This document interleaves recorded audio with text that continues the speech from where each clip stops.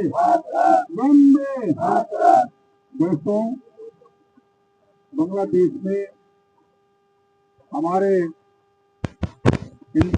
के लोगों पर जो हमले हो रहे हैं और इस्कॉन टेम्पल तोड़े जा रहे हैं, हिंदू मंदिर जो हमारे आस्था का प्रतीक है वो तोड़े जा रहे हैं, उसके विरोध में आज जंतर मंतर पर शिवसेना दिल्ली प्रदेश द्वारा आक्रोश प्रदर्शन किया जा रहा है और माननीय प्रधानमंत्री जी के कार्यालय पर प्रदर्शन के बाद एक ज्ञापन पत्र सौंपा जाएगा, जिसमें शिवसेना दिल्ली प्रदेश में हिंदुओं की सुरक्षा के संबंध में बात कही है कि जो हालात आज बांग्लादेश में है बद से बदतर होते जा रहे हैं, ऐसी स्थिति को रोकें। जो हमने वहां पर कट्टरपंथियों ने आतंक मचा रखा है, उस आतंक को रोकें, क्योंकि हिंदू हमेशा से सहनशील रहा है, लेकिन जब सहनशीलता खत्म हो जाती है तो हिंदू का मुकाबला कोई नहीं कर सकता। इन आतंकियों को हमने बता देना है कि हिंदुस्तान के अंदर अल्पसंख्यक जो आप लोगों के भाई बन रहते हैं, मुस्लिम समुदाय के लोग, उनको हमने कभी छेड़ा नहीं है। और अगर आपने बांग्लादेश में हिंदू धर्म के लोगों को या अन्य कोई अल्पसंख्यक समुदाय के लोगों को छेड़ा और अति की, तो हिंदुस्तान ऐसा हाल देखने का आपको मिल जाएगा।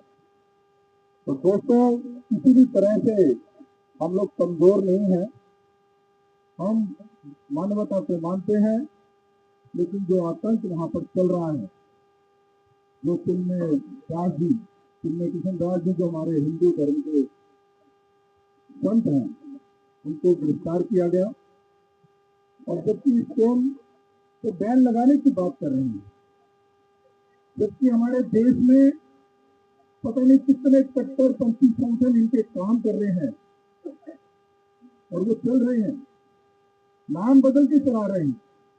कभी बैन लगा तो दूसरे नाम से कार्रवाई चालू कर देते हैं। तो मैं गृह मंत्रालय से अपील करूंगा कि जितने भी घुसपैठिए हिंदुस्तान में हैं, जितने भी ये जो बांग्लादेशी हैं, इनकी कोई आईडी वाईडी नहीं थी, यहाँ पर आके नेताओं के संपर्क में आकर बनवा दी गई। इनको चुन कर यहाँ से खदेड़ देना चाहिए हमारी सीमा से बाहर।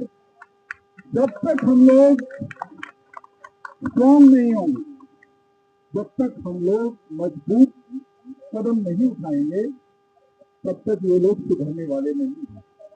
ये राक्षस हैं, क्योंकि मैं इनको राक्षस इसलिए भी कहूंगा कि अगर बांग्लादेश में जिसके प्रधानमंत्री मोहम्मद यूनुस शांति पुरस्कार ले चुके हैं और वहीं पर सबसे ज्यादा अशांति है, शांति पुरस्कार मिला हुआ है, उनको शर्म करनी चाहिए।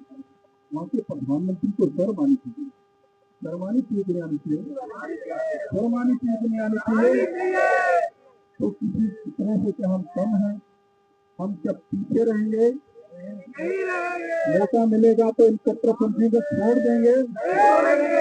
तो ऐसा ना हो, ऐसी स्थिति भारत में उत्पन्न हो जाए कि वहां का बदला फिर यहाँ पे होगा। ये कट्टरपंथियों को छोड़ेंगे हम, बिल्कुल भी छोड़ेंगे। हम छत्रपति शिवाजी महाराज की विचारधारा के लोग हैं, पहले छेड़ते नहीं और बाद में छेड़ते नहीं। और एक नारा बांग्लादेश में चल रहा है, एक नारा बांग्लादेश में चल रहा है, मालूम है आपको क्या चल रहा है? अभी आजकल न्यूज में आ रहा है, बरोबर, न्यूज में आ रहा है कि ये दिल्ली नहीं ढाका है। हिंदुओं, ये दिल्ली नहीं ढाका है जहां इस धरती को छोड़ के चले जाओ, देश से बाहर चल जाओ। इस तरह का स्लोगन वो दे रहे हैं। तो दोस्तों, अगर इनका स्लोगन ये है कि ये दिल्ली नहीं ढाका है, हिंदुस्तान में हम इनके आता है, जिस दिन हम अपनी से आ गए तो छोड़ेंगे नहीं, उनसे मारेंगे कट्टरपंथियों को, जो राक्षस लोग हैं, जो बिल्कुल जो मानवता के विरोधी हैं, जिन्होंने आतंक मचा रखा है। तो जंतर मंतर को आज प्रदर्शित करने का हमारा मकसद यही है कि हमारी आवाज यहाँ से सब जगह पहुंची, मीडिया के माध्यम से पहुंची। आज थोड़ा हम आने में थोड़ा हम देरी हो गई, लेकिन मैं समझता हूँ अगर मेरी बात को सुन रहा है या सुनेगा तो हर व्यक्ति को अपने अपने क्षेत्र में छोटे छोटे बड़े आंदोलन करने चाहिए, जिसकी क्षमता हो। तो ये पूरे देश का मामला है, पूरे देश का मामला है। हमने घर में बैठ के सुना नहीं। अभी तक तो हम अपने देश के मुस्लिमों से या कट्टरपंथियों से परेशान लग रहे थे, और वो नारा देना जरूरी है। लोग कहते हैं तो तुम तो बांट रहे हो। माननीय योगी जी ने जब नारा दिया बचोगे तो कटोगे, तो उसके कई मायने निकाले गए। जब माननीय प्रधानमंत्री जी ने एक नारा निकाला कि एक है तो सेफ है, सब कुछ इसके अंदर छिपा,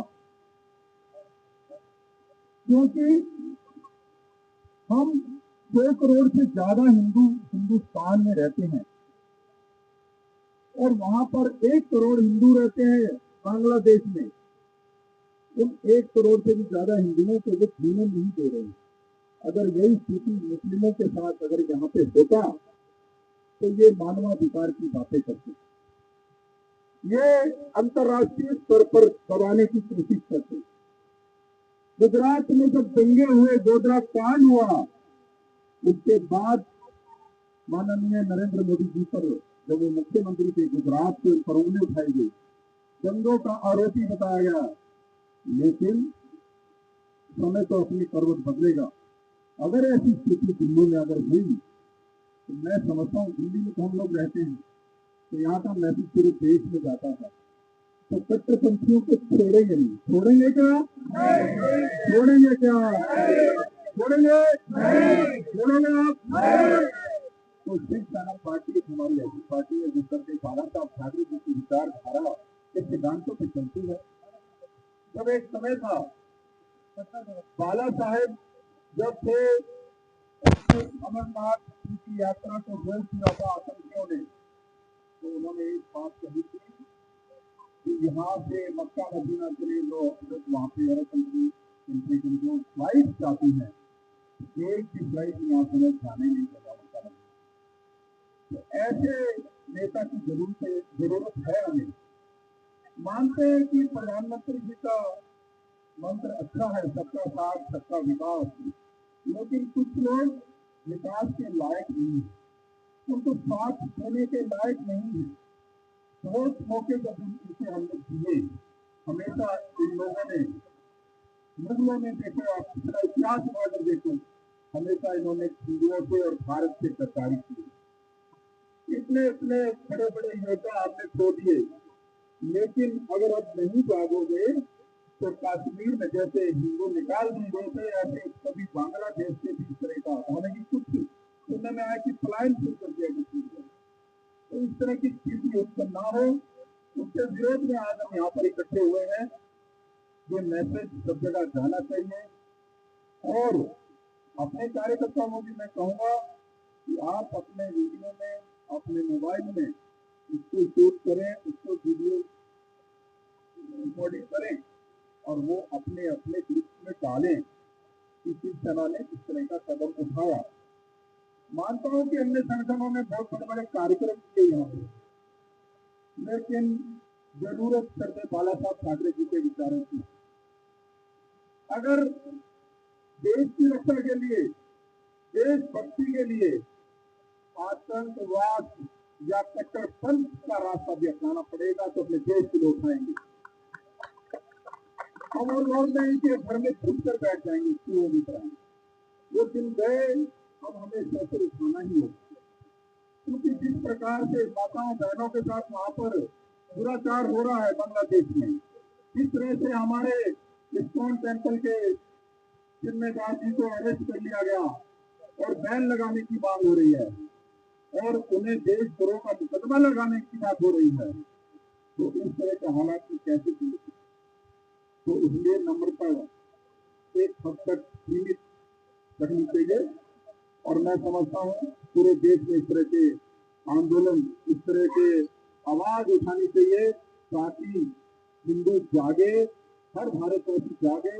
और अपील करूंगा माननीय नरेंद्र मोदी साहब से, वो हमारे यशस्वी प्रधानमंत्री हैं, लोकप्रिय प्रधानमंत्री हैं, वो अंतर्राष्ट्रीय स्तर पर दबाव बनाए कि वहां पर ऐसी स्थिति उत्पन्न ना हो।